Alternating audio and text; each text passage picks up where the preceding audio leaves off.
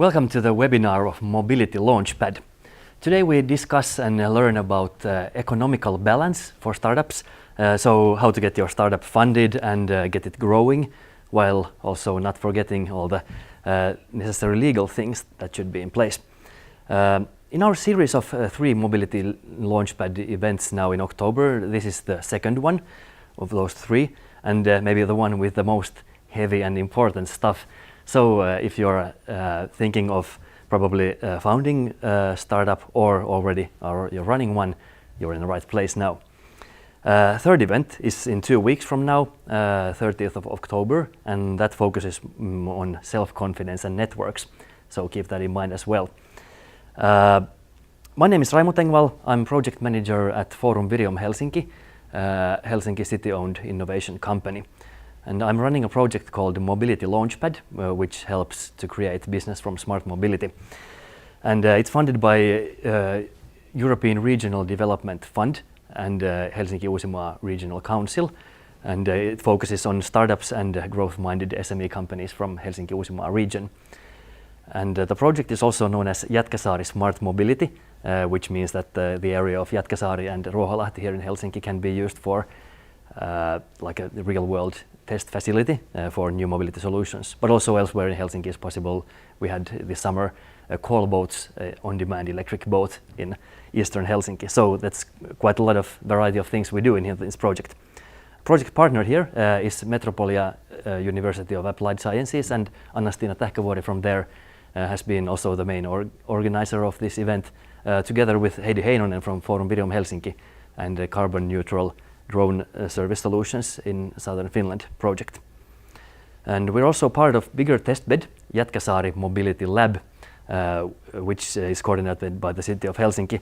And the place we're now here with the speakers, we have 4 speakers here live as well in this place. It's called Urban 3, and this is a new ecosystem place for urban ecosystems, and it's an event and showroom space also here at Maria 01 Startup Campus.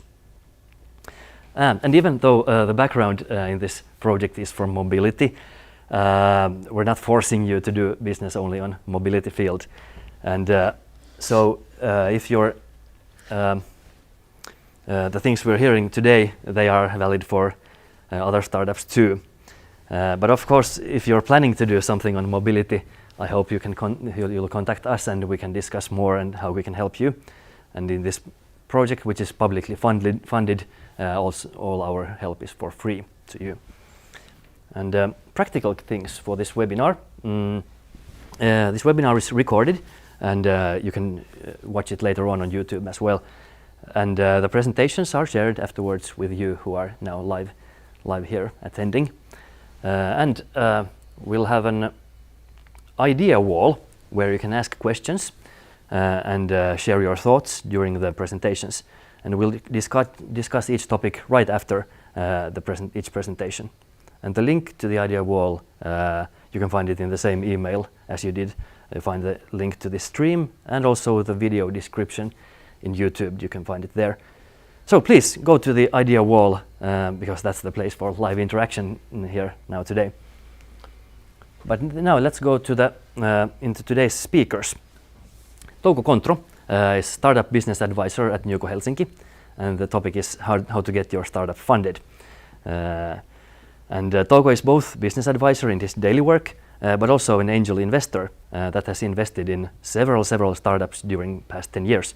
And his background also includes IT consulting and working in his own company, but also in a couple of bigger corporations. So, but when it comes to startups, Touko really knows his this topic thoroughly.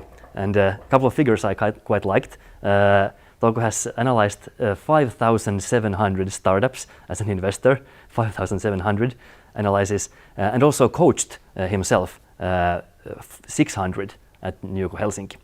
So with that experience, I'm really pleased to welcome Touko Kontro.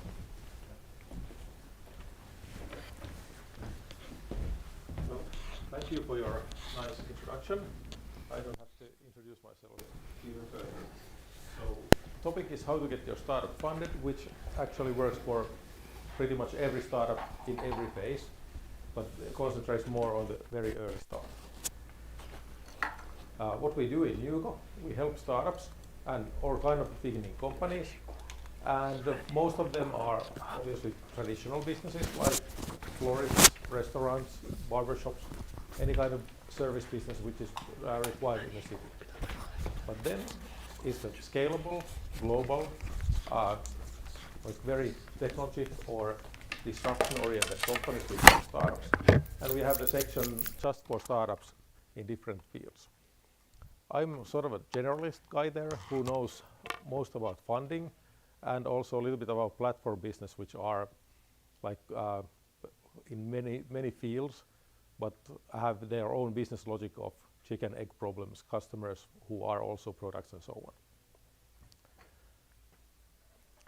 on. Before we get started, we could see what is different in startup. So it's high risk, high growth, and there are nice different kind of conceptual analysis type of definitions in Wikipedia or in literature. But idea is that it's a team which builds tech which fits the market. Compared to traditional business, it's business idea, business plan, and after that you go to a bank and get the loan and start your business. In startup, you see some of the technological advantage which you would utilize in some market, and then you try to gather a team to actually accomplish that idea. What makes the startup then stand out from the other startups? It hits this sweet spot of commitment, structure, scalability, timing, growth ambition, and market opportunity. So everything else is relatively easy except the market timing. If the market timing would be easy, then every startup would be successful, every investment would be successful, but you never know if you are right on time or ahead of your time or too late in your market. The most common fail of startups is the team commitment, that the team tries to do something, but there's not enough resilience and team spirit to actually get to the goal. Like they give up too early. That's the 50% of the fails in startups, is that the team just quits. Then why I'm talking about this, what is a good startup and what makes a good startup, instead of just how to make your application for funding? Because it's relatively easy to find funding for a fundable startup and next to impossible to find funding for a non-fundable startup. So these stories that, yeah, I only had a pitch deck and I got 7 million are true, but they are only true if you are like experienced game programmer who has built an experienced game team and has been successful for at least in 2 consecutive games before. Then you can raise 7 million with your slides. If you want to raise more, then one of your founders has to be a venture capitalist by themselves, as in Supercell. So how to make your startup fundable then? Only 3 things. Sounds easy. You build the team, as mentioned. You build a product with your team, which then fits the market, which is the difficult thing. So what kind of team? Well, team which is ready for everything. It has to be a smart team, that they can plan very smart actions on how to get to their goals. But it also has to be quick team and agile team to change those plans when things didn't go as planned. So planning is 1%. It's the first percent you do. It feels like the plan is very critical in the beginning phase, but then 99% of the success is the execution. Team has to be good in executing things. What's then a product? You validate very early. When you have some kind of idea of the product which you can disguise to look like a product, you go to customers and try to sell it. If they buy it, it becomes a product. So product is something you have built for your customers, which you can show to your not only customers, but also your investors. If you don't have a product, you have prototypes or tinkering or plans, but no business. There's nothing to invest in if there's no return on investment. So when you have a product, the investor sees that, okay, here's a team which build a product. You are capable of building something. So if you don't, then you have slides. Would you invest 30,000 in somebody's slides? I wouldn't. Then the market fit. There are two different kind of markets, blue oceans and red oceans. Blue ocean means that nobody has ever been into that market. It's good market in that sense that there's no competition. It's bad market in that sense that you have to prove that the market exists. Usually blue oceans are big enough and scalable, but validation is difficult. Well then, in red oceans, it means that there is already like sea full of fish, but it also means that there's existing market. So you are disrupting an existing market, replacing something which is already there in the market. So then these questions, is it big enough niche? Is it scalable enough? And can you validate your new idea there? Becomes critical. But one advantage you get from blue ocean strategy is that you are news. You are building something new, so you are also getting a lot of media coverage for your new thing. And well, media coverage is like money. So it's investment in your company, and you get it if you are news. Then we can go to actual funding. As you see, like from the slide, the startup path looks like it's this kind of hockey stick extended curve. In real life, it's more like going somewhere. But anyway, it tries to progress all the time. And in different phases, you use different funding options. The first money you invest is your own, or your dad's, or your sister's, or somebody who really trusts you, because nobody else is going to trust you than somebody really close. Or you have time to do study or work and then build your company on the side, when you can build something credible for some investor before you start your company. Why do you need money in the beginning phase? Is because in Finland there's Tempo project, which is your first startup money, and it requires 30K of your own cash to be invested into the company, just to show that you are serious and you are really a startup for the government. You can borrow the 30K from bank, or you can maybe use that with credit card if you have big enough credit card and so on. It's anyway small money which you can lose even if your company doesn't succeed. It's like less than average new car loan. So people can survive with that kind of loans. Then there's, like you see, there's the valley when you don't make any money. You just spend money to build your product and team. Then you start get revenue. It turns upwards. When you start getting revenue, then the private investors get interested. So then you can go and pitch to FIBAN for angels, or you can start talking with VCs, and their first question is like how much MRR, so monthly recurring revenue, you are generating. If it's more than zero, but less than any significant amount, they usually say that come back a little bit later. If it's less than zero, then if you're spending just money, not earning anything, they say that, well, please create the business first, then come to talk to us. But if you generate, let's say, 1,000 euro in a month, then it's already a walk in the park to go to risk investors to say that, hey, we have validated this business, now we are going to scale, we need your money to do it.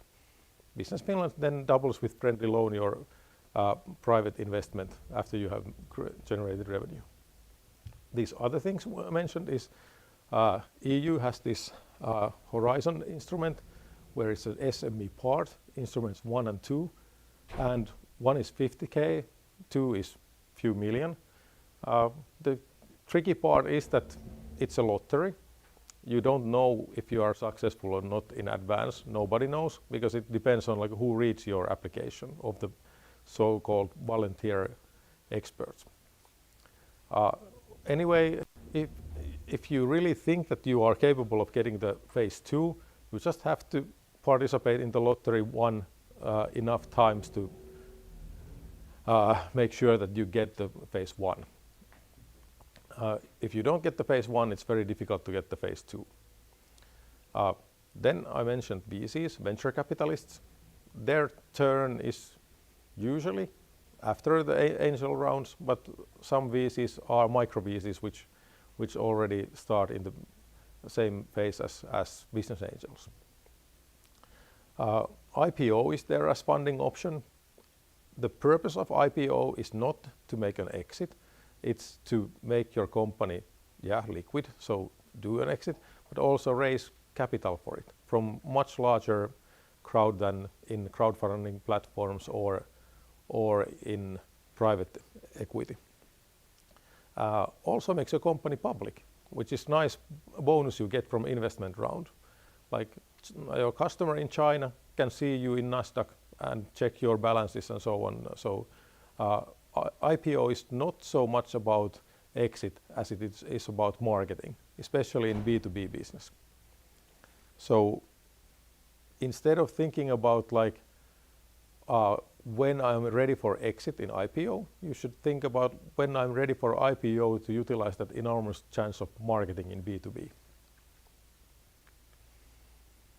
Then if you take our point of view in startups from Newcom, that -2 is some person with an idea, -1 is something who has formed a team, like maybe written a shareholder agreement and business plan, some kind of maybe a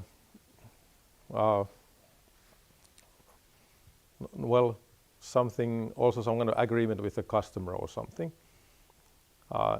Then it's possible to get startup grant before founding your company, and the tempo funding when you have founded your company. If you are doing B2C products, product crowdfunding is available in really early stage. Like right after tempo, you can start publishing your product and marketing it in crowdfunding platforms. Works very well if you plan it well and do it well. So product crowdfunding comes first, equity crowdfunding comes a little bit later.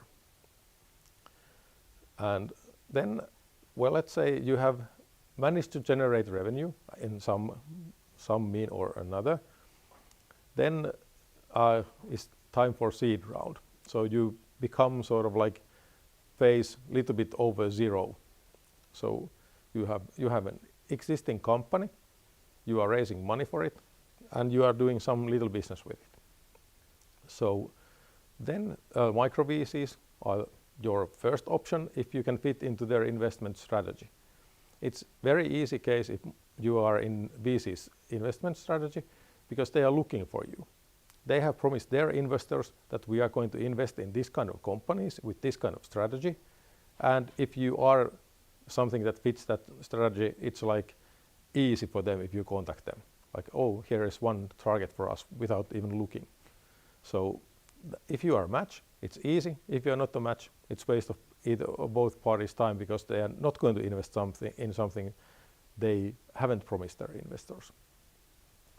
Well, if there's no micro VC that fits you, then no, don't worry. There's still like hundreds of business angels who make investments in startup companies every year. So for example, last year there was about 470 investments by business angels to different companies. So that's 470 investment rounds done. So it's quite easy to get there when you actually have built your startup. Well, then as you see, like it's not that raising scale from 0 to 1. Usually after seed round, you try something, it fails, you try something else, it fails, and then you do another seed round. No problem. That still works pretty much the same way as the first seed round. If the things go really well, you can apply for this Young Innovative Companies program with Business Finland, which is then about 1.25 million in 3 different phases, support and loan system, which is matched by your revenue or your investments.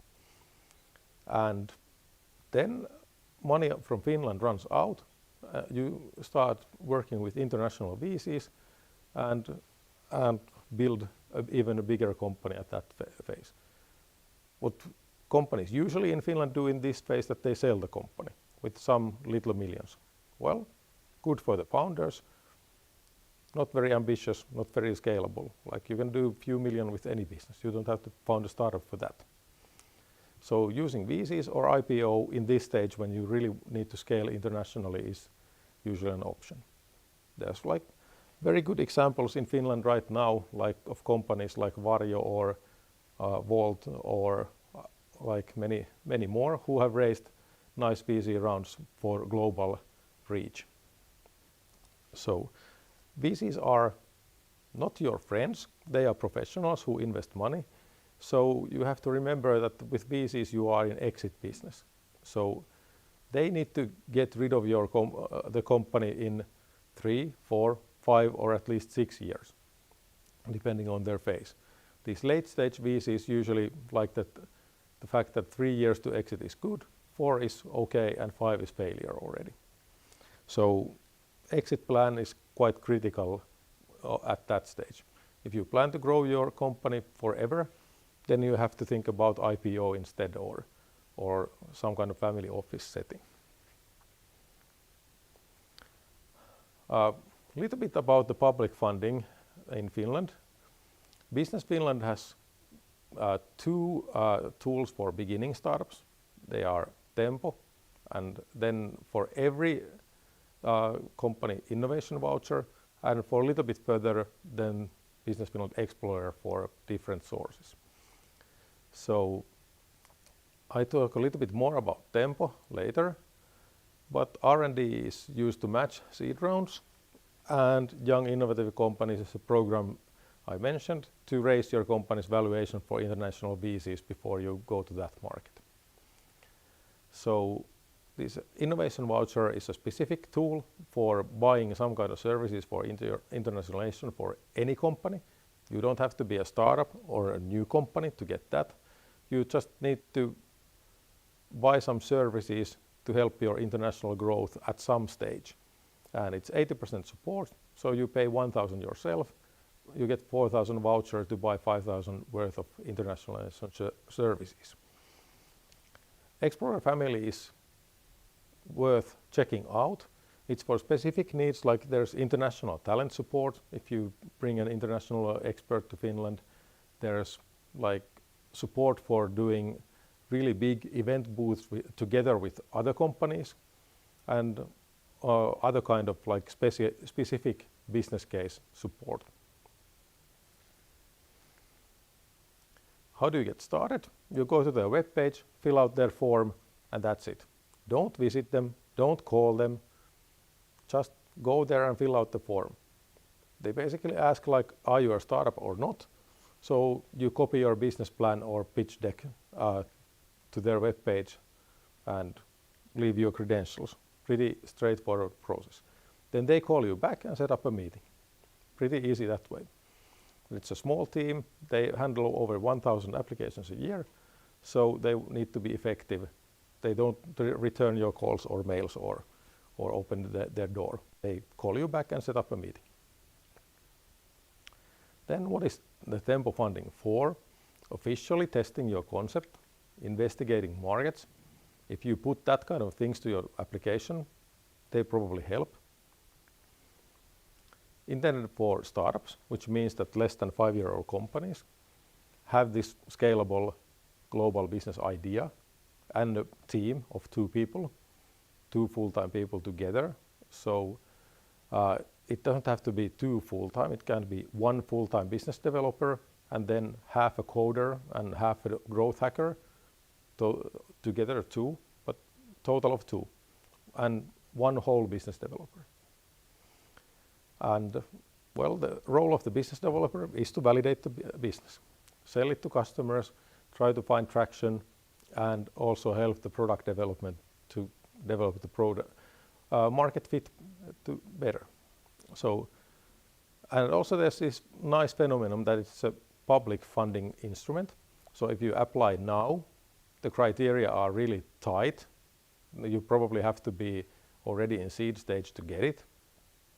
And if you wait until January, then it's new budget. Then the criteria is loose because they have to spend all the money. So at the end of the year, they're running out of money. The criteria gets tighter. In the beginning of the year, they are afraid that they can't spend everything, so the criteria is easier.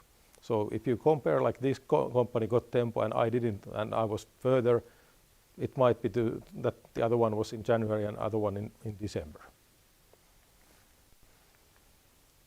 And it's 50K grant.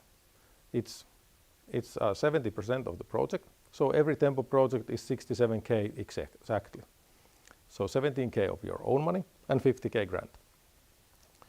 And the idea of the project is that you divide the 67K into 3 or 4 work packages, which you then can spend pretty much to those projects pretty loosely. There are some kind of other limits, like salaries can't be over 3K to founders, and also there's limits on how much outsourcing or AdWords or services you can buy with the money. Why there's also the 13K extra in 30K, it's that life doesn't end in Tempo project. Your company has to still survive after the Tempo, and also that it's freedom a little bit more. Like, it's not project money, so you can spend it all to AdWords if you think that it's useful, or all to outsourcing if you think that it's useful, and so on. So it's not a good idea to tie all your resources into one project. But yeah, limits were 2 people, 30K shareholder agreement, and founded company. Has to be a startup. Then last thing, and this is sort of like my own thing. I could talk forever about this, but it's how investors see startups. So the startup and all the people, customers, see them through the product and so on, which I said, you have to build the product. Then what the investor sees is the team. They try to think about, is the team capable of scaling the business and actually doing the hard work of creating a global success story. So is there enough willpower? Is there enough stamina, resilience in the team?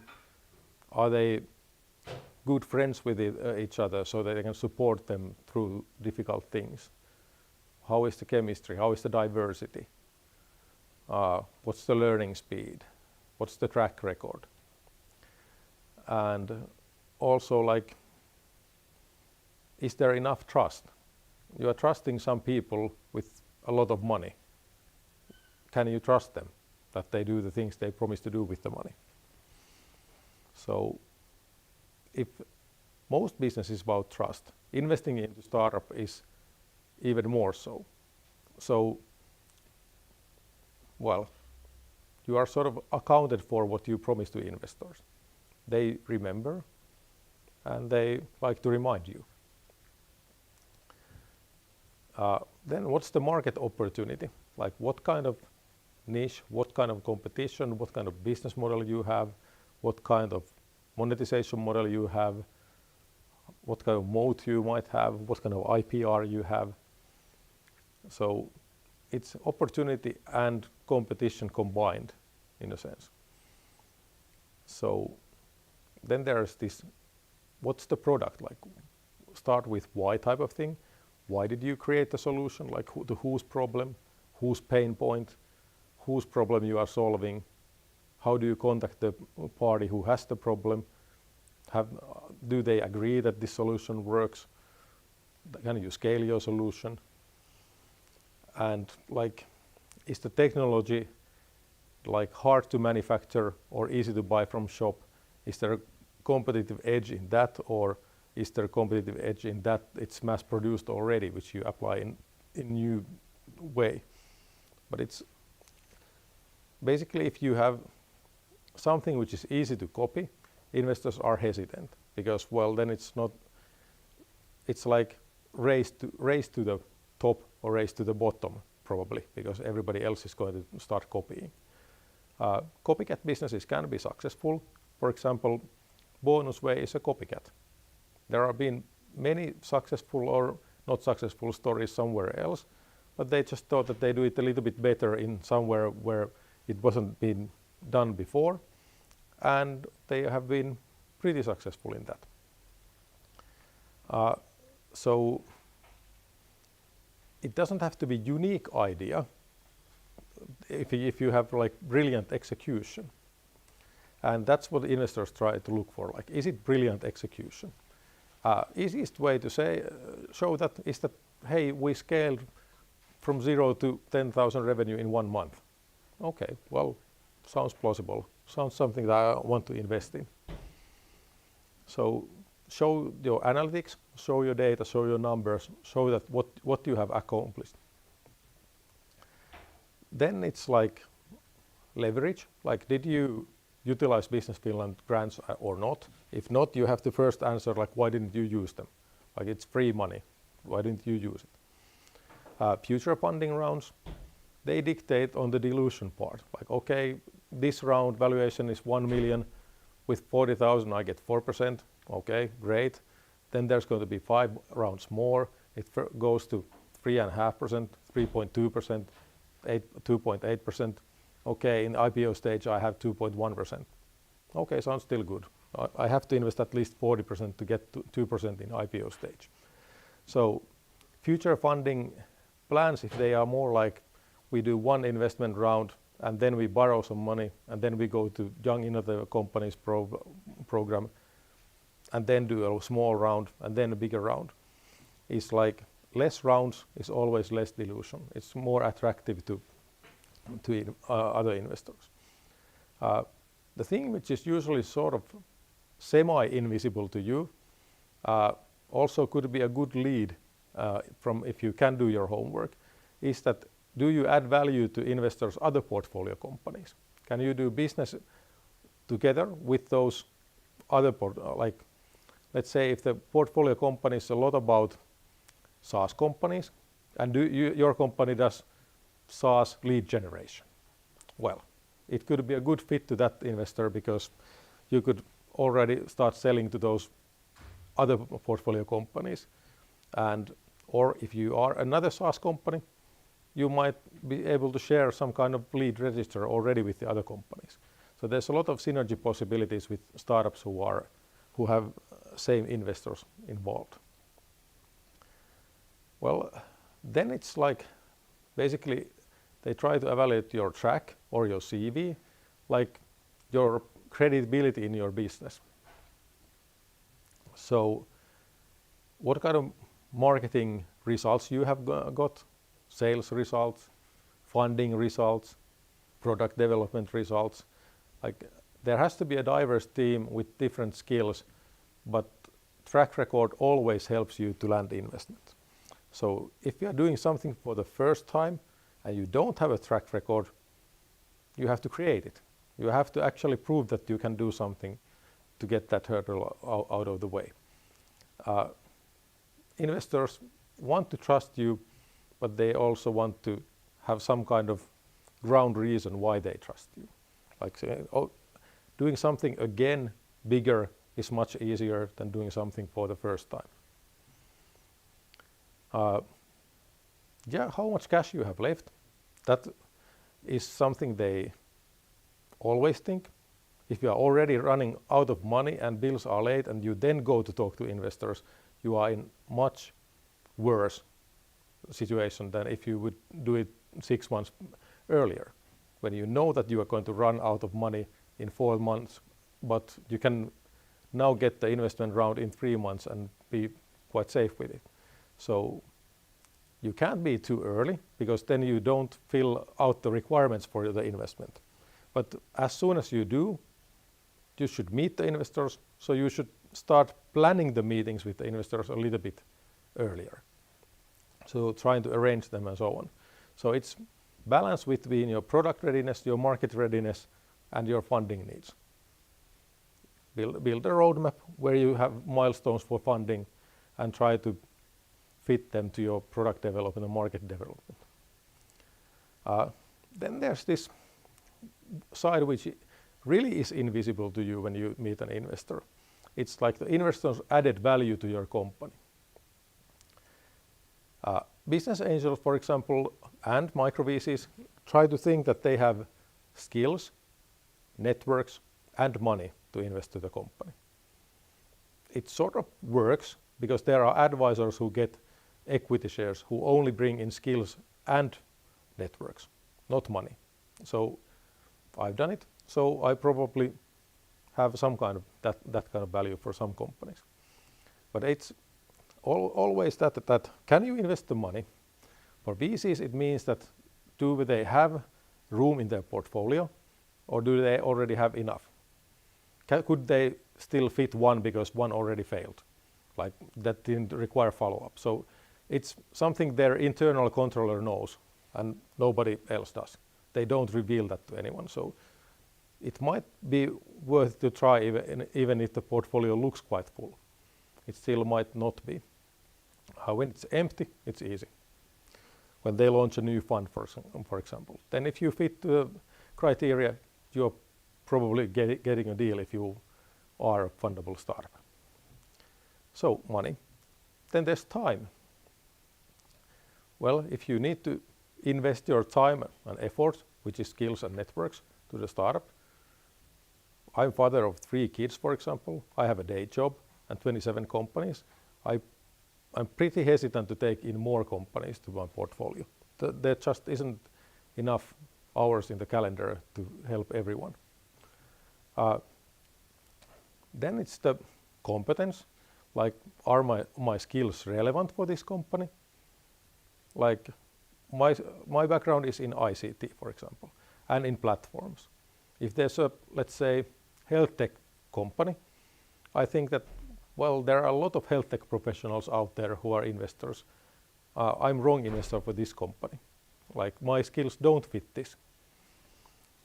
And then there's the networks. So, okay, my network is startups and funders. Okay, that usually is useful for every startup, at least the funding part.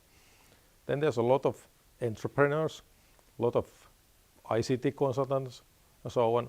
Not so relevant, except if you are looking for outsourcing for your project or maybe some kind of software developers who are in the market for joining your team. So in some cases that kind of network is useful and has proven useful. But if there's already an investor on board who has exactly the same network, in Finland it's pretty common. If you come from the same background, everybody knows everybody in the same field. So it is already there. Your network doesn't add any value. So I've turned down some companies in that based on that. So you already have my network there. I'm half added value. That doesn't make sense for anybody's turn. There's also same kind of limitation, like if there are tax benefits for investors, like in UK there are, it makes sense for them to invest UK companies, but it doesn't make sense for anybody else to invest into a UK company because of the tax benefit UK investors get. They get much better deal than the rest of the world. It doesn't make sense to get the worst deal. So also this kind of monetary things can matter.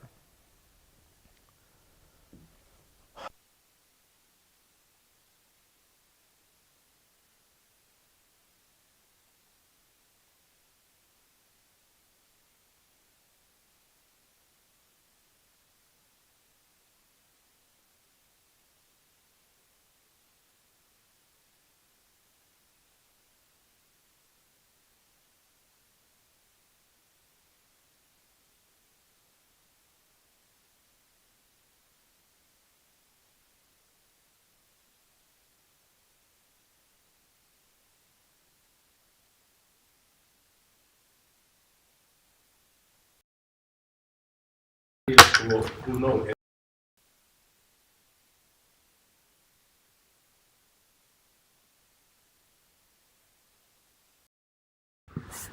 So thanks a lot, and I guess now it would be time for some questions if you have any.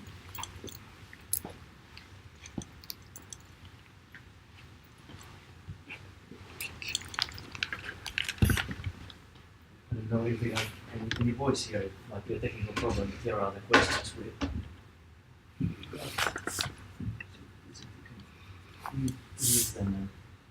Okay. Okay. But do we have the voice? No. Then maybe we.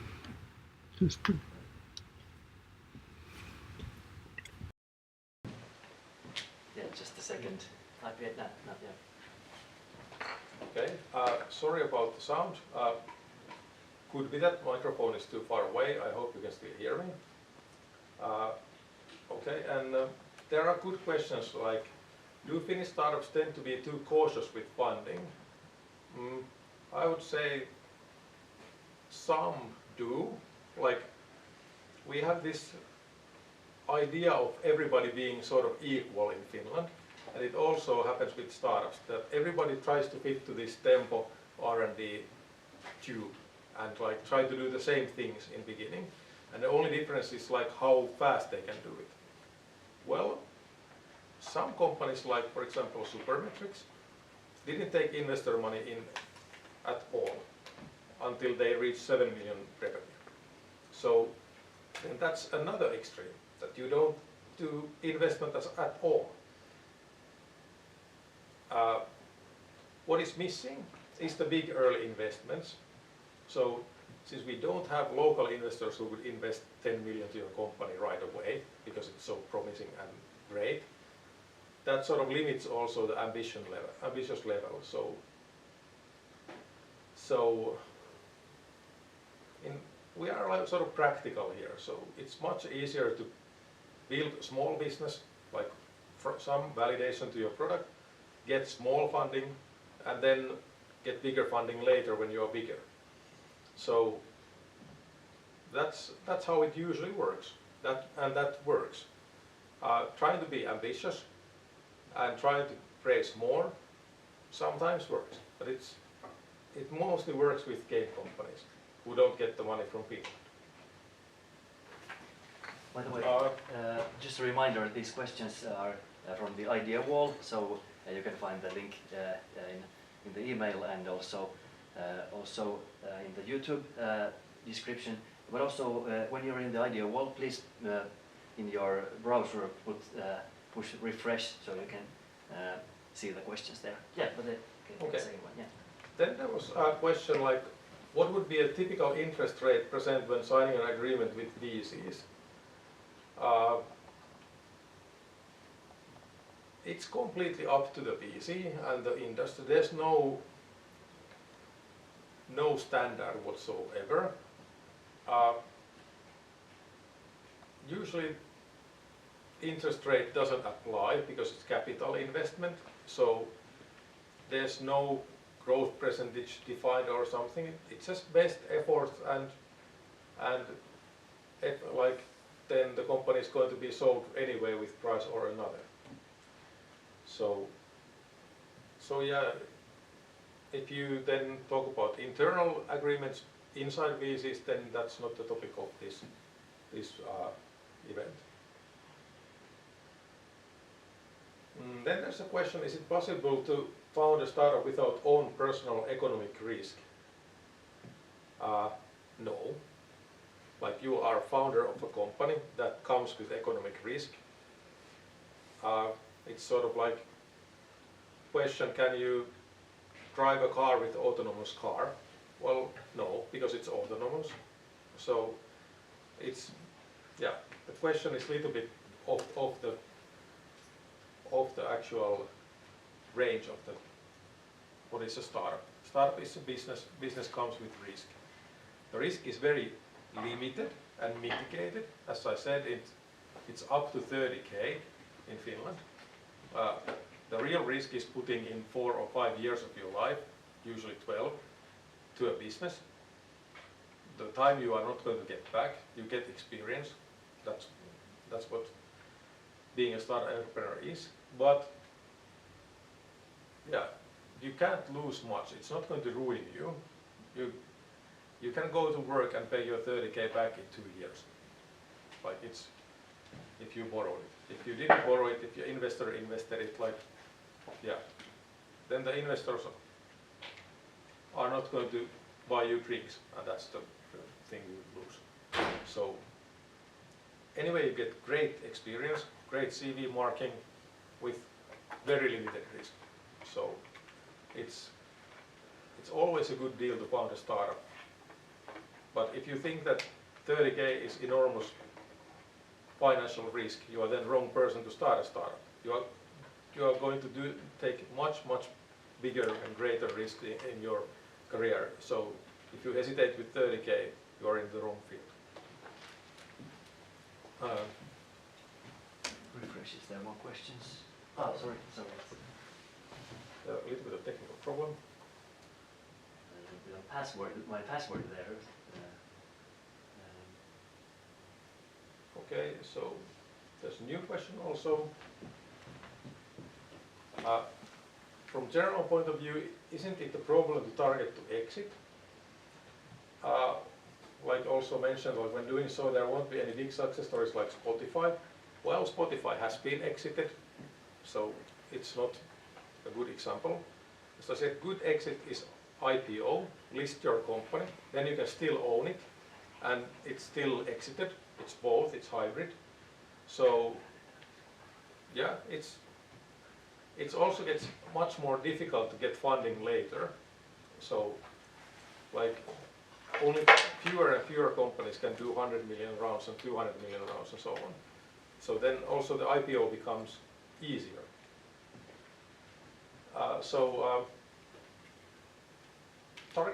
Targeting to exit is not the problem. Targeting to sell the company to industrial buyer or another fund is a little bit of a problem. So yeah, and that comes also in sort of like territory with the VCs. They need to sell the company anyway. IPO could be too slow for them.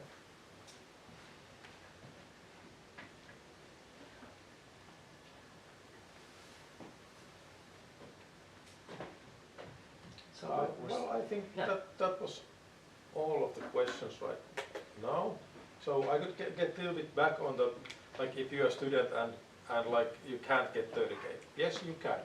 Like you can walk to a bank, say you are founding a startup, they will find you Finnvera guarantee for the loan, and that's it. And yeah, anyway, you are getting yourself a job at the same time. So you get your work experience, your salary, and so on from your Tempo project. So it's also like for students stepping stone to work life. You don't have to spend energy of finding a job when you found a startup. So there's more to the plus side than there's to the risk side anyway when beginning a startup. Okay, thank you everyone.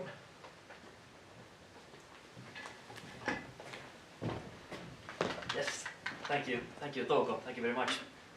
How is the sound at the moment? We've had some technical problems. Hopefully we're okay now, or do we have to have this, you know, when there's in these events when there's this. I'm not good at that. That kind of a viittomakieli, as they say in Finnish. So let's hope. But let's hope we can continue, because next up we'll have. Do we have the sounds now, so we can continue? Yes. Yeah. Next up we have Ville Kari from Papula Nevinpat, and the topic is helping companies to succeed with IP rights. And Ville has previously worked in various sales and consulting roles in IT startups. He is also deputy member of the board in a family-owned company, and his main task in his daily work is to help startup and growth companies with IPR issues, together with patent attorneys and trademark lawyers.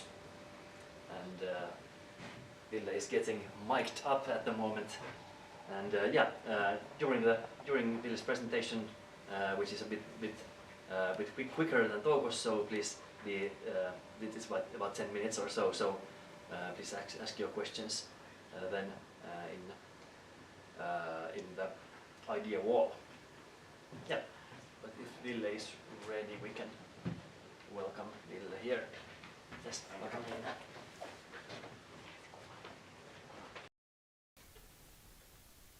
Thank you, thank you.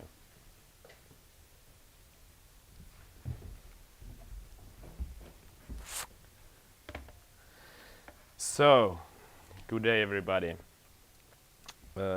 Yesterday evening I was thinking about how do I introduce myself, and I was trying to find some kind of inspiration to that, how do I introduce myself, and then I found this TEDx webinar about how to introduce myself by Kevin Baylor.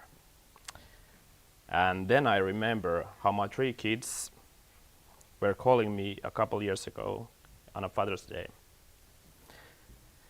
Yes, guess what it was? It was Tiger Daddy.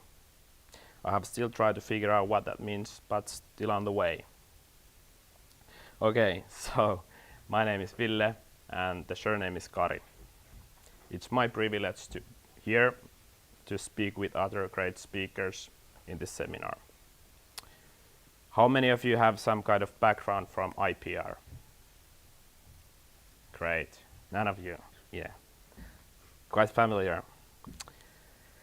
But a little bit about my background. I have 10 years background from software business, where I have working in small and startup companies, and I have also seen what family business is about.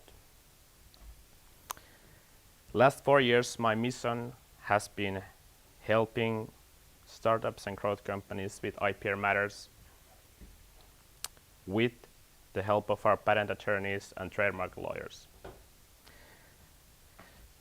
Our company, Papula Nevinpat, was founded in 1975, and today we serve hundreds of clients from startups to global Fortune 500 companies in Finland and around the world, including the US and China.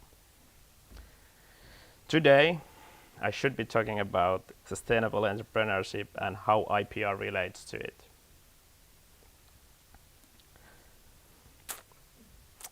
At the moment, one of our biggest societal challenges of today is how to move our economy and innovation structure to a more environmentally sustainable one.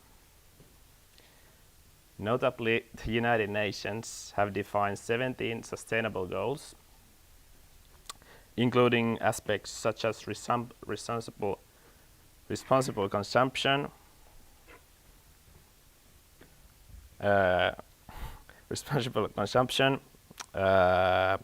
production, climate actions, sustainable cities and communities, as well as industry, innovation, and infrastructure. In this regard, intellectual property rights in particular play a crucial role. They might act either as obstacles or enablers.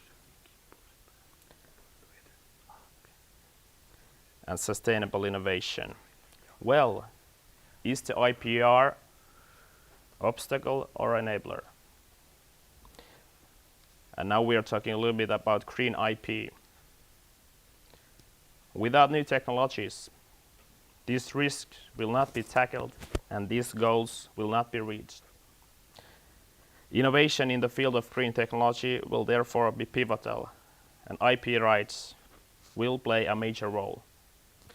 IP rights can secure the investments in research and developments and are amortized by commercializing technology, but they can also pose obstacles and limitations. It's therefore crucial to understand the influence and the possibilities that green IP can bring to bear. Green IP will affect companies, all industries, sectors, and geographies. The consumer goods industry will have to deal with the requirements to design their products in the way that they can be repaired and recycled. Financial institutions will want to offer and perhaps have to oversee environmentally sustainable investments. Real estate companies will have to ensure high power efficiency and low waste in their buildings. The infrastructure industry, as well as the transportation industry, will have to find ways to cut the pollution and substitute hazardous materials. And the technology sector will have to provide the basis for the most of the technology, from network infrastructure to big data and IE. Well, What you have to remember regarding IP rights? Well, first of all, you have to understand what are the basics, like in every business. What means trademarks, patent designs, and trade secrets? There are a lot of information in the databases where you can find information regarding your business or idea. It would be stupid not to use it. And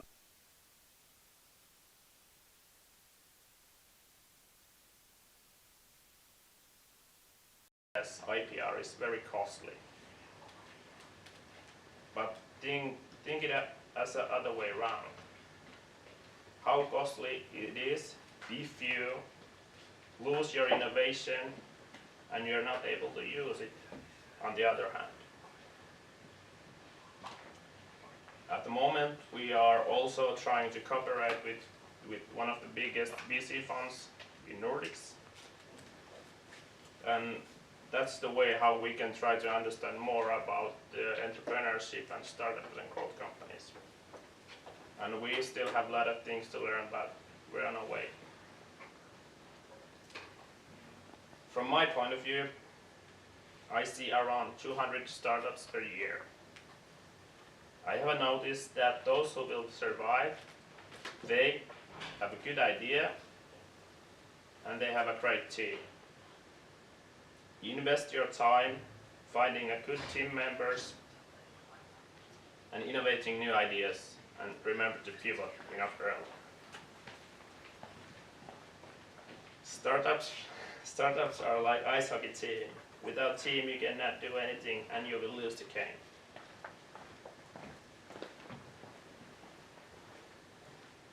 And I was looking a little bit details about the patent databases at the moment regarding COVID, and there were around 50 hits. And the first one was Smart COVID mask, IE-based mask with attachment to auto-detect and kill the COVID-19 virus. So it's, how do you say, it's quite active regarding the COVID situation at the moment. And there are big players.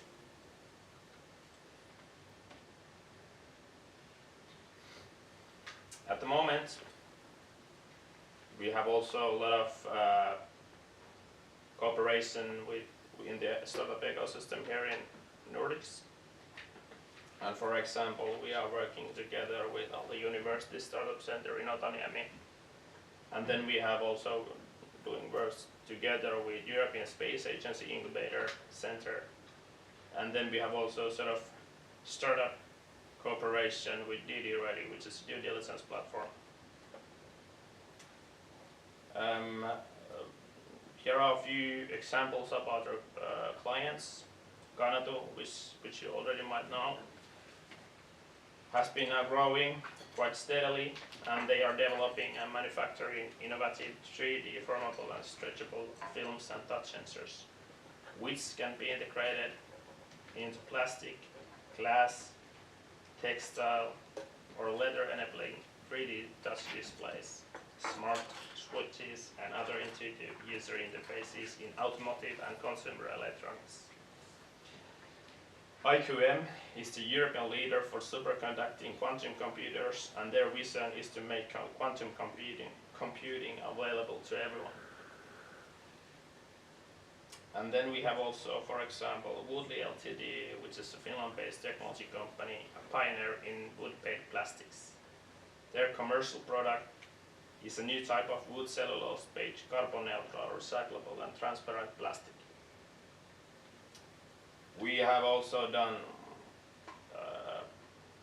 work together with bigger companies who have been developing autonomous technologies, but at the moment we are not able to say the names. And what we do actually with startup and growth companies, of course, in the first phase we try to understand what the business is and what kind of IPR risk the startups might have. So we are in the early phase, we are talking about IP evaluation, searches, and strategic advice. So for example, how to protect your invention already from the beginning during the product development. And we will help you evaluate the extent your idea and how it can be protected. And also about the IPR strategy. And then of course a little bit later on we have to choose that what are the elements that we can do with our clients. And for example, we might file patent applications or trademarks or design rights, and we will advise you with these kind of things. And of course IP rights are meant to use, so that's why we are also servicing our clients, that we will watch over your rights and interests, defending them against counterfeiting, pirating or other infringements.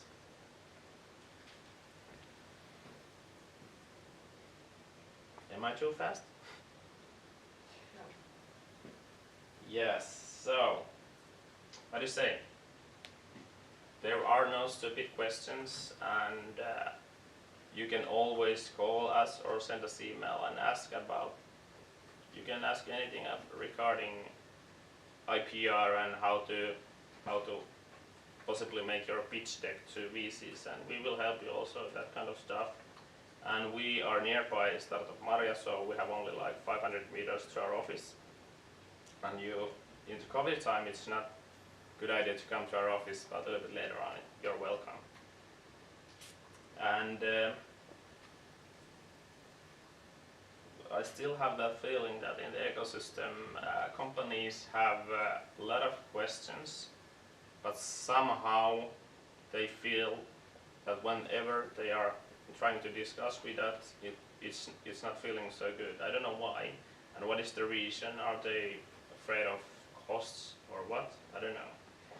That's quite normal, and I try to be the guy who will help you to start the discussions, and you can always call me. Maybe at this point, do you have any questions regarding? Don't have too many.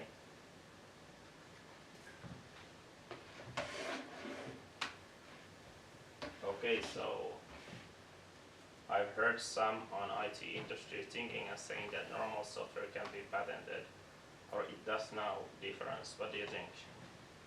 Case by case. For example, you cannot patent IE, but together with IoT solutions, for example, it's possible. And it's a thing that you should ask from us, not from other entrepreneurs. We know how it's meant to be. Any other questions? You can try to refresh if someone refresh in the browser. Okay, just a minute. Where is it? I'm not using Apple.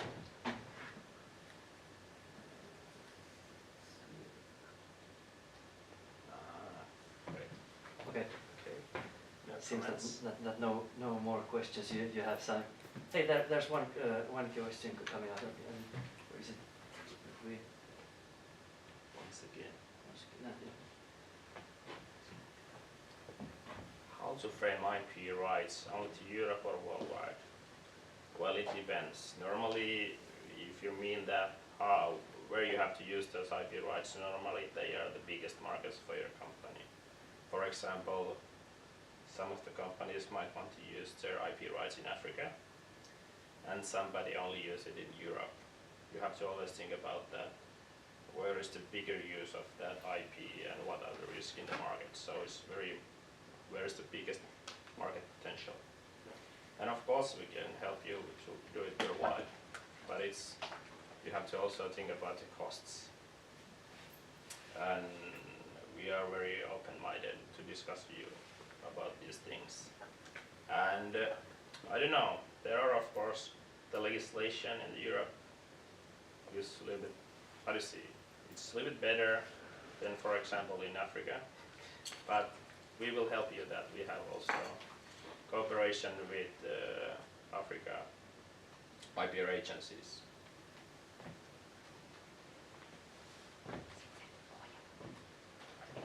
I guess there are no more questions. Yeah. So thank you very much, Ville. Thank you.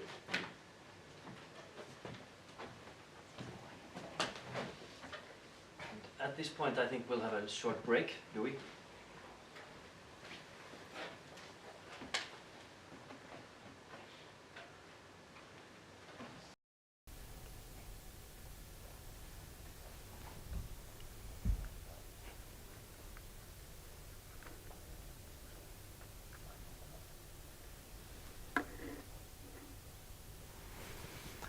So, do we continue with another software? Do we?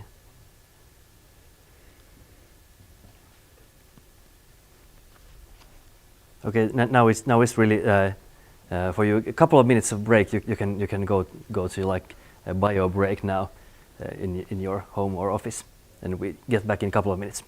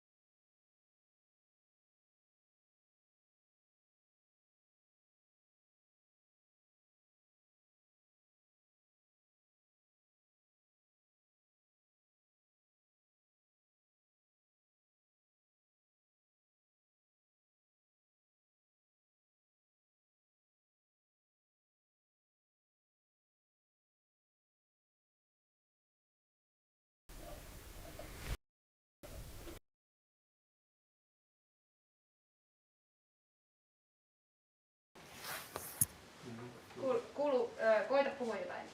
Yes, täällä koitetaan.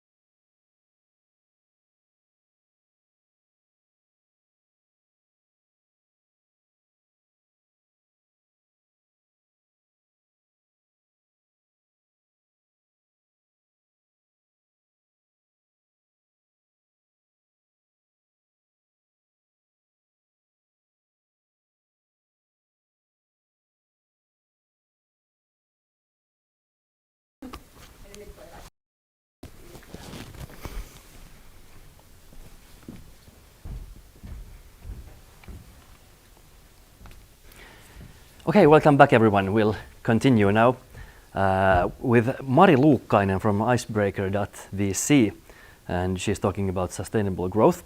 Mari is someone you can really call a growth hacker for life. She got first into online marketing when she was 12 years old and really into building websites at that time. And a happy accident of gaining her first affiliate income and led her into affiliate marketing career for next 10 years, and then before switching that path to consulting and later startups. Her latest adventure was the Nordic home cleaning startup Fresco, which she helped to scale from 700k to 13 million in 2 years. And those learnings she's more than happy to bring into Icebreaker's community.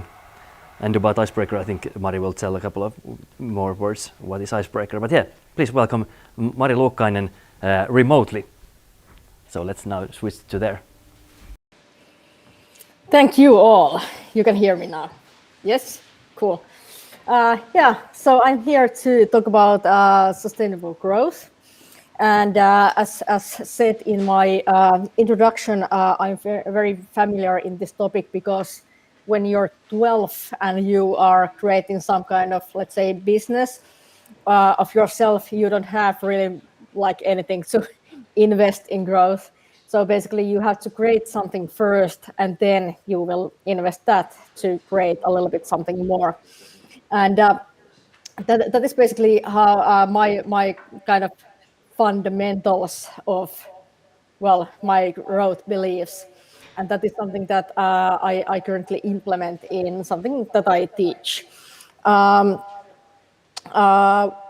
if you think about like starting a startup and think about where and how to get money from, and what is the scale of your growth and what you should do first, I usually recommend first to think about like that question from the perspective of yourself, basically how big you want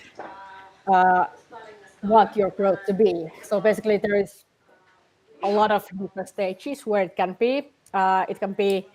It can be small growth, meaning you are able to pay salaries to yourself and maybe employ another person, buy fancy car or not so fancy car. There is different kind of cars between I don't know, some basic Opel to I don't know, Tesla, Porsche, Ferrari, and then some summer capping, and then there is huge global growth where you employ thousands of people and you are based in different countries and continents and so on. So there's different stages of growth, and you will need to do different stuff and get different investment for different stages. So basically, if your personal growth goals are not that high, I wouldn't aim to venture capital funding or even think about that, because that will mean basically that from, for instance, 20 million fund, if you will get an investment of 100,000 and you will give 10% of your company to that venture capital fund, they will they will wish that they will see an exit of 20 million from your company based in that equity, that 10% that they have gotten from your company, which will mean that you will obviously need to grow your company to be big enough to be worth of like basically over 100 million euros, which will mean usually that you need to go outside of Finland and make it really big, which will mean certain kind of things. You need to work with your own mindset. You need to take responsibility of hundreds of people and a job of hundreds of people, and you have to make basically sacrifices in your life to get to that stage. And I recommend that you will first think about from that perspective, like what is enough in growth for you.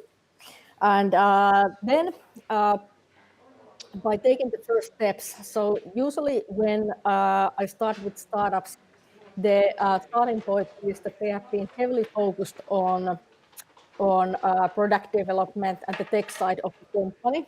But for instance, on Icebreaker, we have made the investment decisions in situations where there isn't a line of code basically programmed, or there isn't any programmers hired, or there isn't any basically tech. There is only a couple of founders, great idea, and a paper from some very big company promising that we will buy your product when it's ready. And then we can make an investment decision. And that will mean that this team of startup founders, they have basically found some kind of product market fit already. And this is something that many startups forget. They focus a lot on the product development and usually invest something in that before they have even had any interviews with the potential clients. So what I recommend to you to do if you are at really early stage to even kind of like build some kind of foundation for growth is that you will create some hypothesis who could be your buyer and what is the value that your product or service is given to them.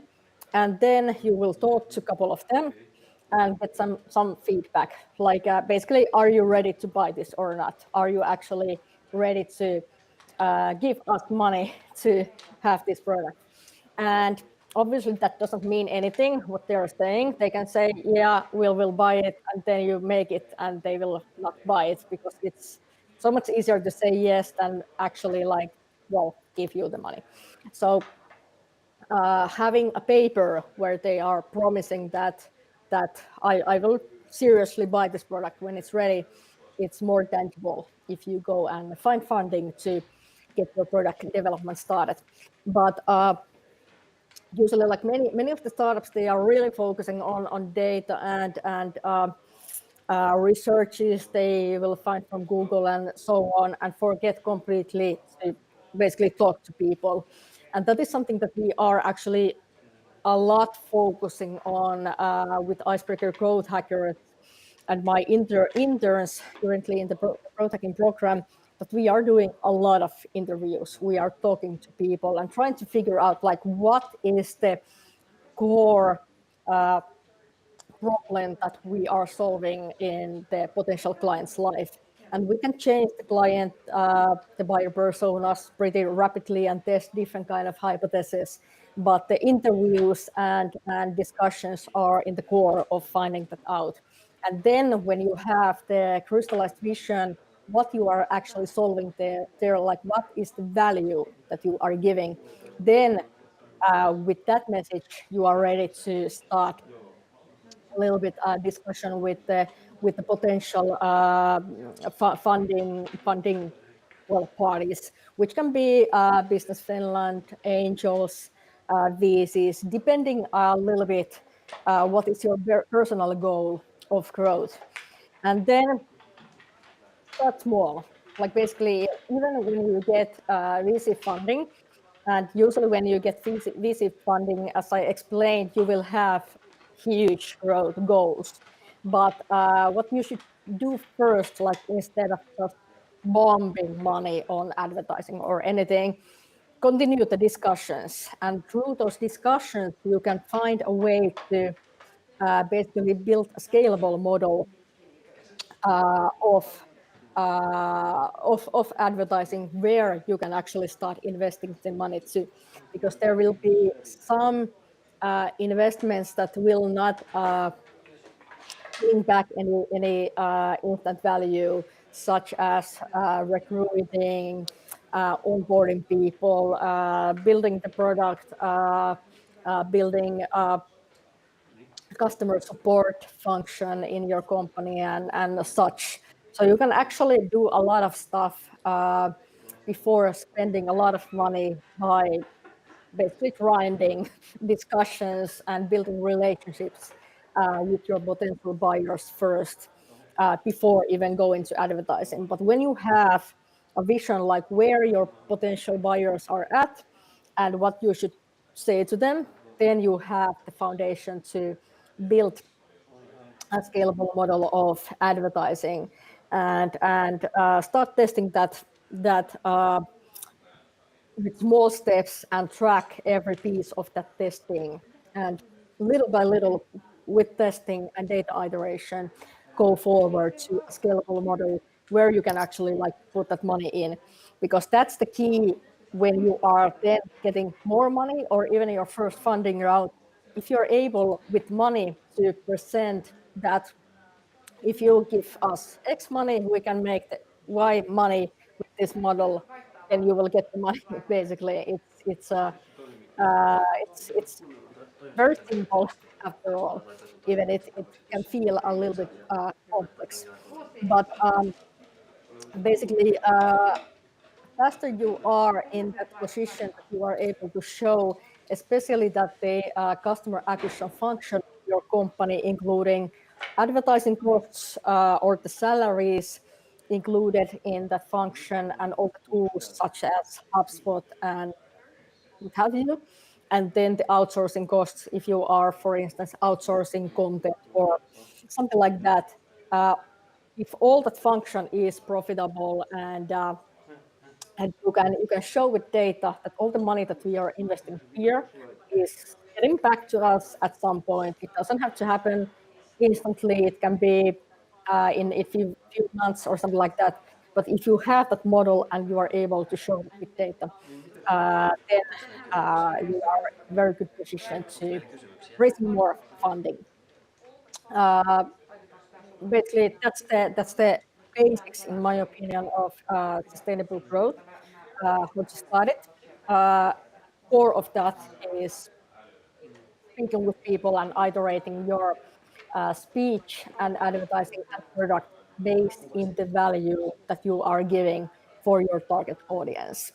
But instead of like just throwing a lot of money there, like focus discussions and identifying how you can actually help your target audience and who that is, and you can iterate that many times and during the journey of your product development and startup growth, you can iterate that over and over again when you learn a little bit more about the value that you are giving and to whom, and then where that whom is, where they are at, social media platform, some events, sometime place, who they are, they do, and the core value that you are giving to them.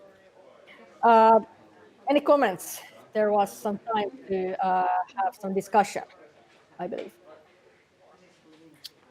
Um, there was a question. So, in your opinion, how much and how well small companies and startups take into account corporate responsibility while planning their growth strategy? Um, Not much, in my opinion. It's not something that the companies are talking about that much in that stage, because in that stage they are especially the early stage companies. They are focusing heavily on, well, basically keeping themselves alive. Obviously, like especially in VC ecosystem, there is it's kind of like social responsibility and environment responsibility teams are really hot currently. So it can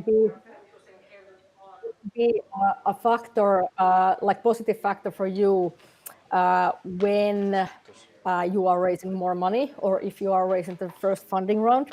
And at Fresca, like the social responsibility factors in a way of like the meaning the cleaner satisfaction rate. So basically, how satisfied the cleaners are working at Fresca and how satisfied the customers are, and so on.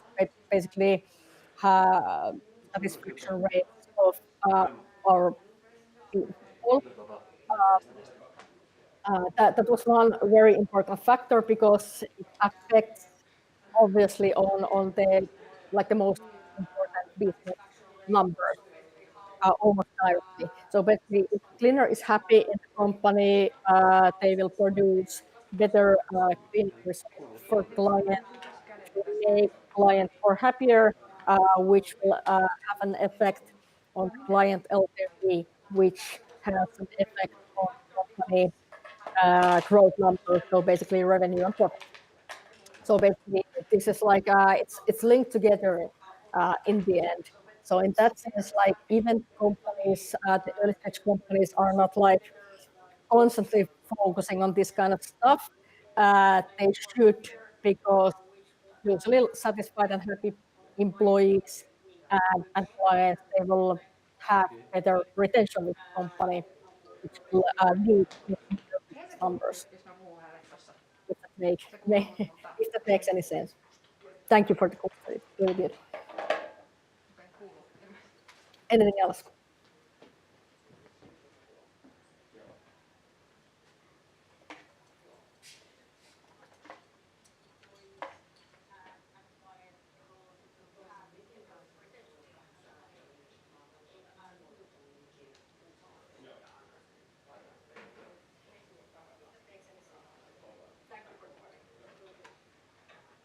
Eli laitoin sulle kysymyksen vielä. Hey, yeah, for the questions. Wall. We'll have a question. Yeah, and in your opinion, how much and how well small companies and startups take into account corporate social responsibility while planning the growth strategy?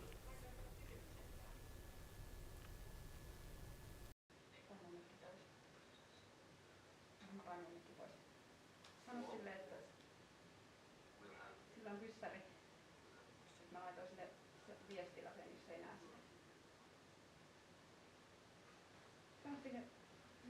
Other questions? Yeah, I checked already. Kato viesti.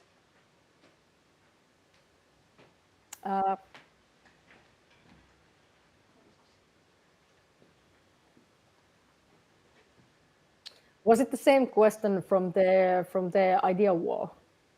Because that is something I answered already. Kuunteleeko joku?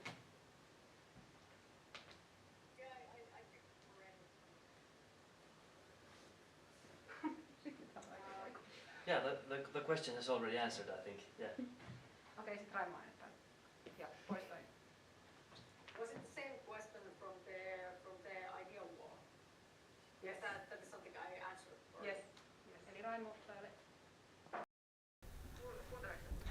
Yes, thank you. Yeah, I think yeah, we already had the question twice. So thank you very much, Mari, for your presentation and answering the question. Even I even noticed that you answered the question. Really good. Yeah. Anything else? I think. Yeah, we haven't got any new questions. So thank you very much, Mari, for your presentation and. Yes, thank you. Yeah, I think yeah. And next up, we'll have Jaakko Lindgren, partner at Dottir Attorneys, and the topic is called "The Most Common Legal Skeletons That Startups Looking for Funding Have There in Their Closets," the skeletons, and how to get rid of those skeletons. And Jaakko assists clients in technology law, acting for both technology users and suppliers in the private and public sector. He has had a leading advisory role in multiple technology-driven merger and acquisition transactions and in venture capital investments in technology companies. Jaakko has also been acting as a member of board of several growth companies and is the former chairman of the Finnish IT Law Association. So, please welcome Jaakko Lindgren.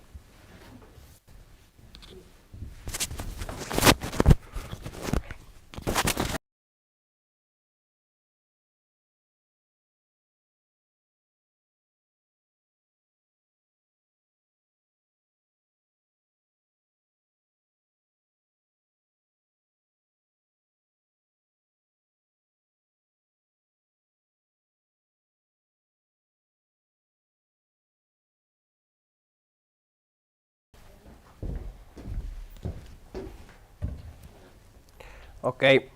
Hey everyone. Okay. My name is Jaakko and today I'm speaking how to get funding in the startup in a nutshell. What we have today in list and topics, first of all, how you create a firm and make some kind of homeworks is the first thing, housekeeping issues, and then finally how you can have opportunity to get the investment. This is the topic of day. This looks like a quite boring document, and it is.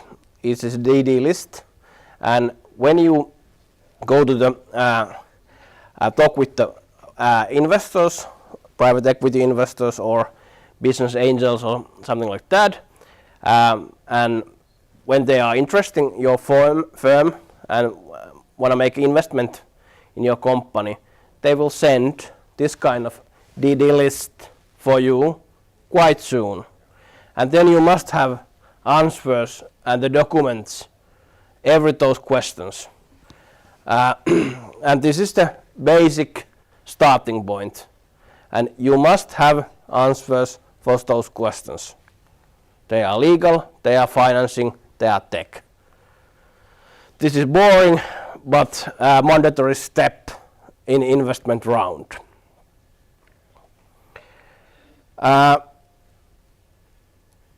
We can see that there is a different kind of DD reviews before the investment. They could be administrative, DD, tech, tax, and legal DDs in the firm. And what is not most important, but what is the important thing for the growth firm and startup firm? Of course, you need a very good team, and you need a very good product, and you need skills how you can create the business case. But then you need administration. Very boring topic, but it's a fundamental issue in every single startup firm that one of the founders or someone else in the team focusing in administration and contract management. Because you must show your documents and audit trail to the investors, and without good administration you don't have the capabilities to survive in the DD phase.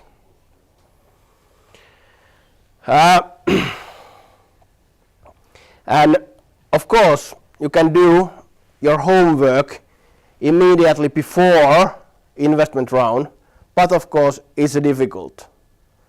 The better solution is day-to-day administration in your firm, someone in your team focusing administration and contract management. Then you don't have problem when someone wanna invest in your firm.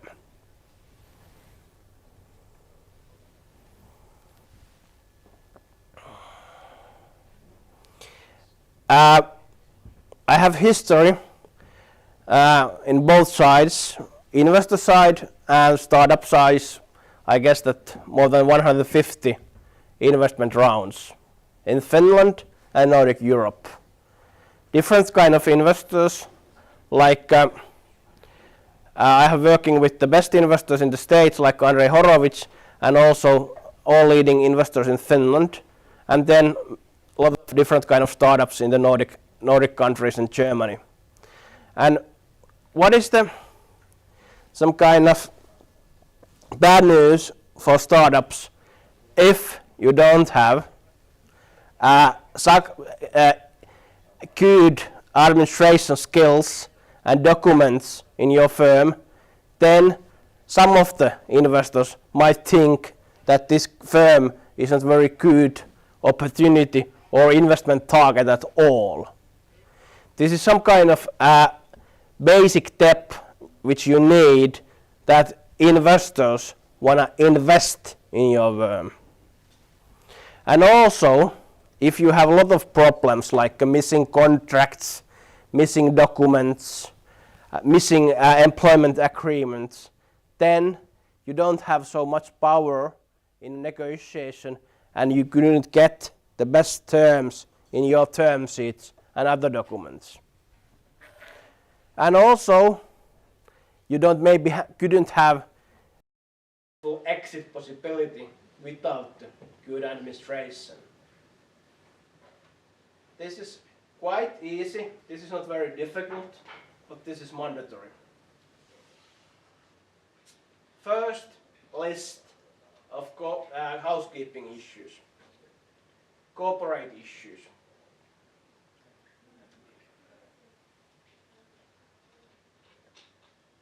Quite often we see that the firm's cap table and numbers in a Finnish trade register, PRH, there is some kind of mismatch. Cap table shows something and official numbers are different.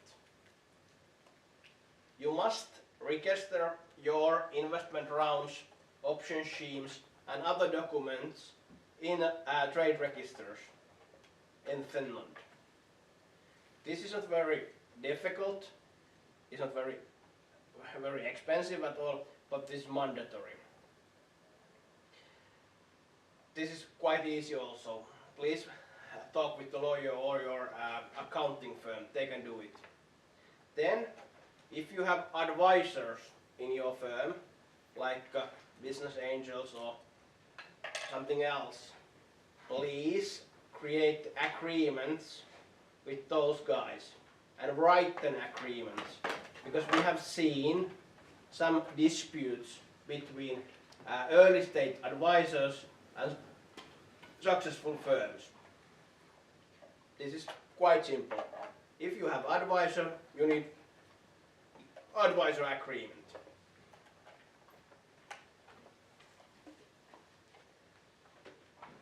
Many cases we have some kind of team which start the firm, and then we have new team members which join a little bit late in the team. If you have this kind of case, please reallocate the shares before the investment round. That every single key member in your startup team has enough shares before the investment rounds. Because of the first investment round, it could be very difficult, and there could be some tax problems also.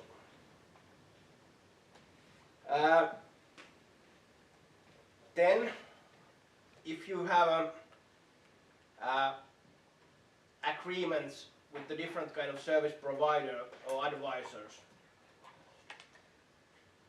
how I say it, agreements which include clauses which could affect that someone else own some part of your firm, or they have some equity rights or right to subscribe some shares, those are difficult. You must have the clean and good term sheet before the investment. And also, in the starting phase, please draft and sign shareholders agreement when you start the firm. Because every single firm have some problems with the founders or early stage employees. And if you have a shareholders agreement in the place, those problems are much easier than the situation that you don't have any agreement between founders. And also, please have written documents regarding board and also shareholder resolutions, and those must be also in line with our Company Act in Finland. IPR rights, again, you must have these. You must have trademark in your company name and logo. This is very cheap, but mandatory. It could cost a couple of €1,000 that you have a good trademark protection in Europe. Then, if you are in the business where you have some kind of technology thing, like you're developing some product or something like that, then please call immediately. You start your business in a patent agency and create your patent plan, how you patent your innovations. Then you must have a clear agreements regarding IPR clauses. The firm or company must own all IPR rights, not employees, not your some partner or something like that. You must own those IPR rights, and you need relevant clauses in relevant agreements. And again, this might sound very easy, but very often we see cases that company have very good product, good team, and then there is some problem with the IPR rights. For example, some university or accelerator own part of those IPR rights. And then we have a problem in the investment round when the investors ask that who owns the IPR rights, and we say it's not clear, and this is the problem. Again, you must have clear agreements with the different kind of stakeholders which are needed in the firm, like freelancers, product and partners, subcontractors, distributors, publisher, etc. Please draft the good written agreements with your partners. Then NDA agreements. Please make NDA agreements also with all potential partners. This might sound very American way or very British way, but again, this is normal, this is typical, and all good investors, they wait that startup firm have an NDA agreement in place with all potential partners.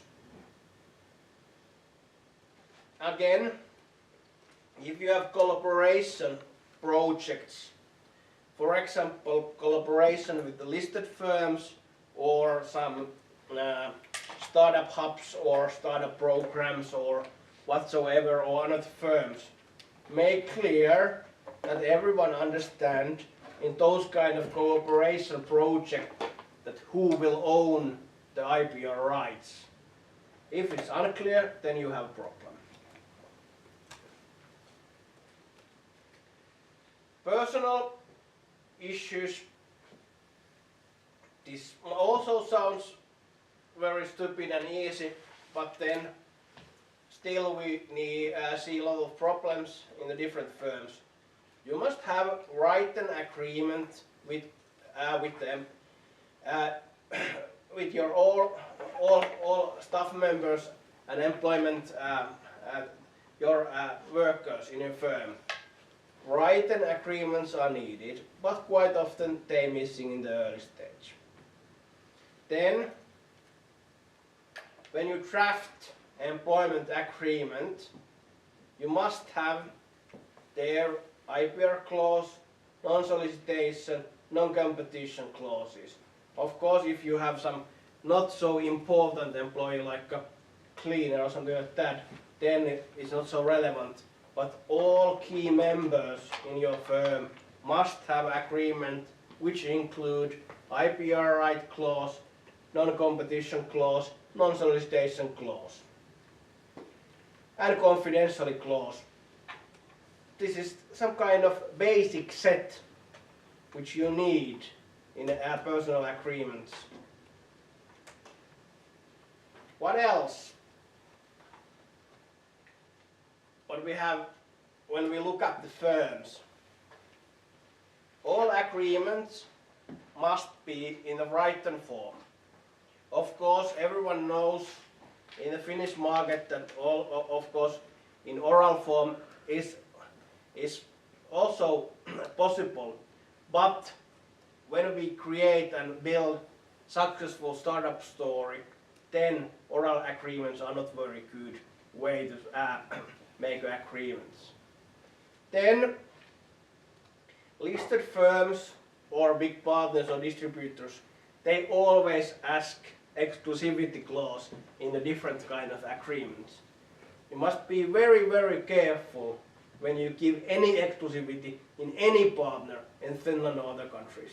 Because investors, when they look at the firm, they want to invest money in firms which have a growing potential. And if you have exclusivity clauses in agreement, this can stop your growing possibilities. IPR rights, again important. Then when you make agreements, be careful where is the dispute resolution place and governing law clause.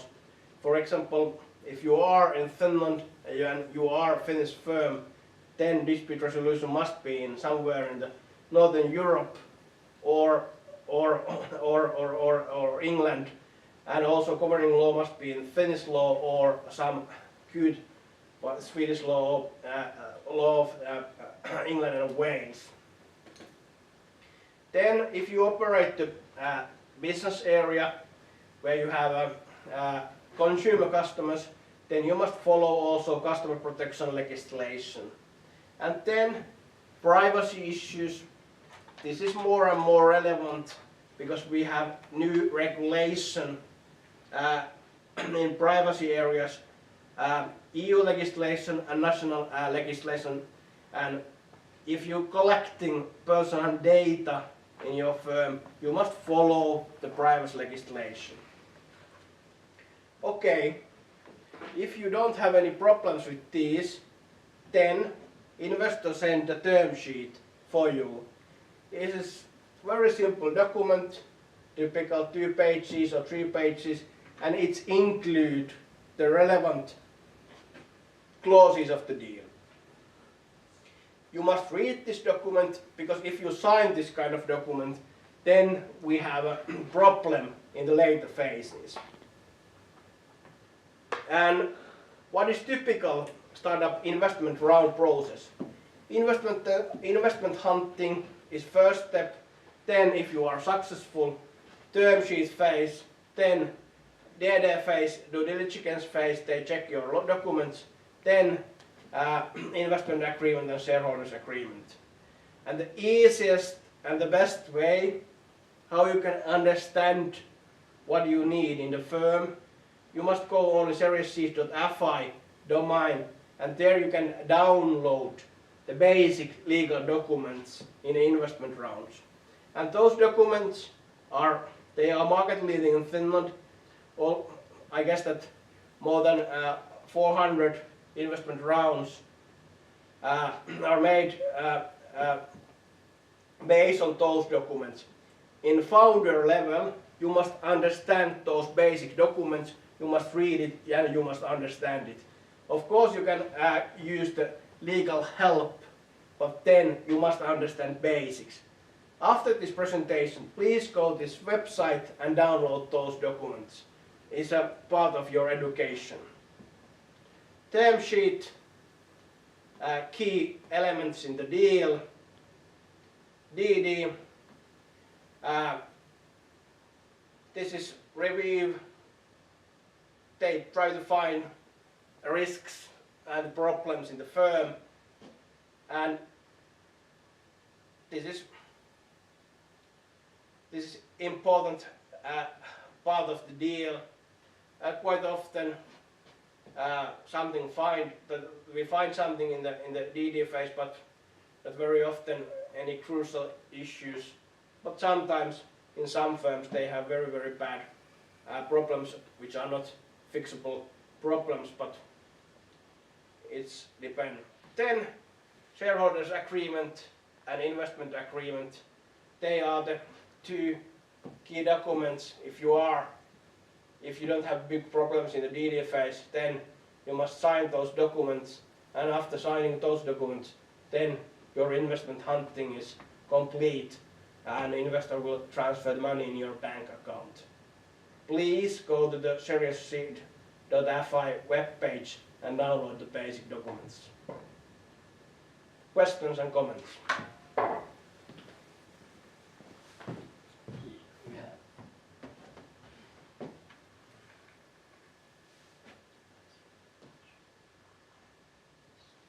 Here. Yep.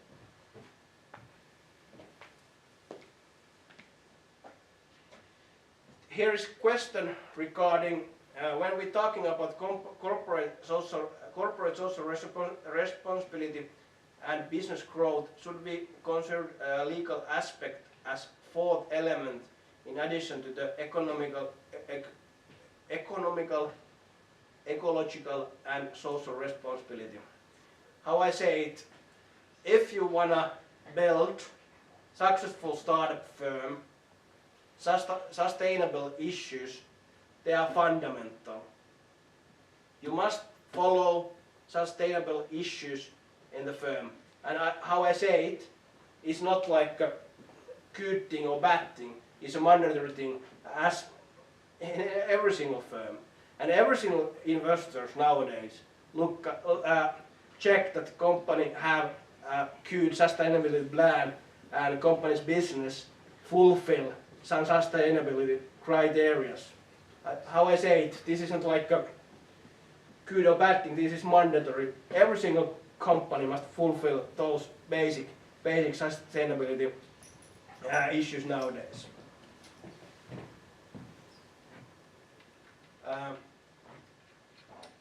Do startups and small companies who think that they cannot afford legal counseling? If so, how to change mindset?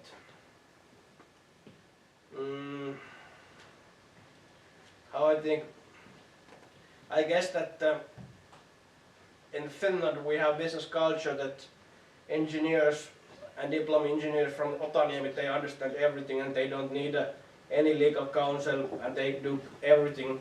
But I guess that the modern startup firms, they understand better and better that in some parts they need legal counsels and it's one part of the business, how I say it. Any other comments or questions?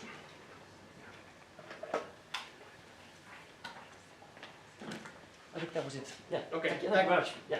I'll take the mic. Yep.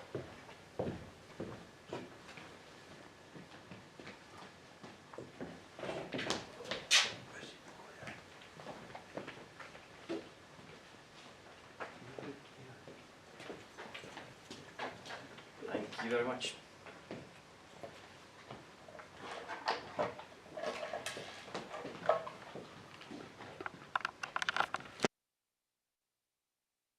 I have the voice again here.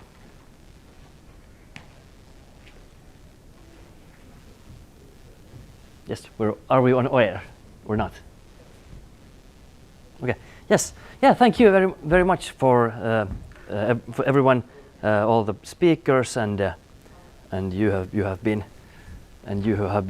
following this discussion. And thank you about from the questions. I think we have learned a lot on what to do when founding a startup or taking care of one that's already running. And yeah, I'd like to thank our team here at Urban 3. We have Anna-Stina Tehkävuori from Metropolia, and then from Forum Virium, Heidi Heinonen, who has been also organizing this, Matias Oikari from Forum Virium, and Arni and Niklas from AE Partners, who've been doing the streaming. And yeah, when you want to continue about these topics, you can contact the speakers, or if you want to discuss possibilities in mobility business, you can contact our project Mobility Launchpad people, me and Anna-Stina. I think the slide is here, and our contact details. And yeah, and we can discuss more if there are possibilities for you in the mobility business, or if you're already there in the mobility business, so how we can help in this project. Like the main things are helping in piloting the new solutions, showcasing your things here in Maria 01, this Urban 3 space, which is an amazing space here at Maria 01, also can be used for this kinds of online events, even though this is better when the times get better and you can really come here to visit this place. And yeah, and also we can help you in some kind of many issues also, like contacting you to right people and so on. And already this project has had 4 companies that have get their new customers through this project. So yeah, we're going to the right direction. So yeah, please contact us if you have anything in mind, and also the speakers to contact and continue discussions. Hey, thank you very much.